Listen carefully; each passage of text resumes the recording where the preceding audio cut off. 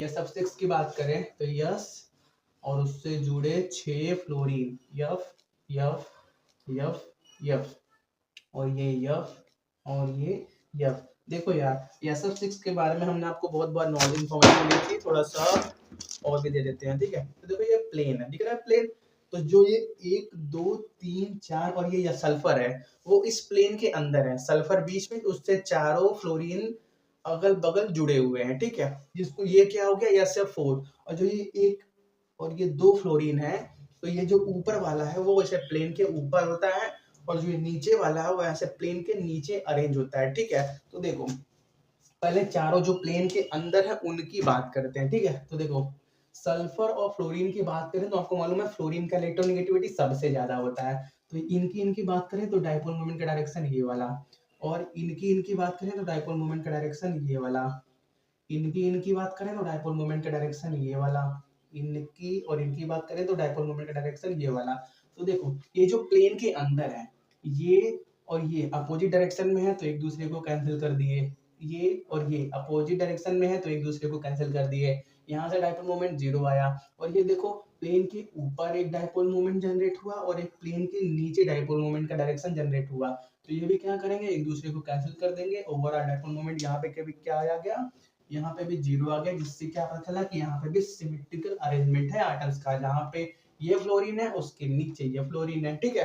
जहाँ पे ये है उसके अपोजिट में ये फ्लोरीन है। फिर क्या है, बेंजीन है। तो बेंजीन का रिंग पहले बना देते हैं, ठीक है। तो ये आपका बेंजीन हो गया और 1 2 3 ये डबल बॉन्ड लग गया।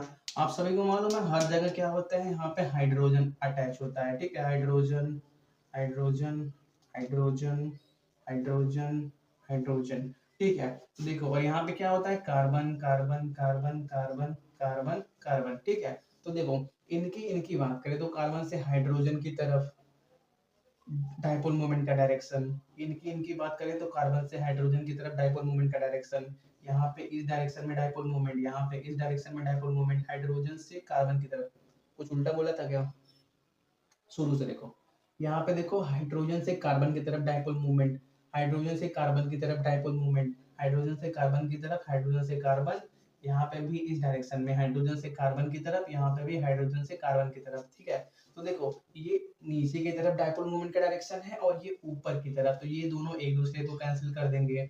और ये देखो ये वाला इस डायरेक्शन नीचे दिख रहा है, हाँ ये वाला इस डायरेक्शन में जा रहा है और ये वाला आपका ऊपर वाला ये वाला इस डायरेक्शन में आ रहा है। ये भी एक दूसरे के अपोजिट है तो ये एक दूसरे को कैंसिल कर दिए, ठीक है। ये खत्म। और यहाँ पे देखो ये वाला इस डायरेक्शन में आ रहा है डायपोल मूवमेंट और ये वाला इस डायरेक्शन में जा रहा है, ये भी एक दूसरे के अपोजिट है। तीर देख लो यार, जा रहा है तो लड़के खत्म ना हो जाएंगे। डायपोल मूवमेंट ऐसे नहीं समझ में आ रहा है तो तीर से समझ लो कि तीर बना हुआ है, दोनों एक दूसरे के सामने आ रहे हैं तो खत्म करके अब खत्म अपना एक दूसरे का पावर खत्म कर देंगे। तो यहाँ पे भी 0 आ गया, ओवरऑल आपका डायपोल मूवमेंट क्या आ गया, 0 आ गया। जो ये इंडिकेट करता है कि बेंजीन के अंदर जो भी कार्बन हाइड्रोजन है सब एक दूसरे के सिमेट्रिकल अरेंज है, ठीक है। चलो इनको भी नोट करो।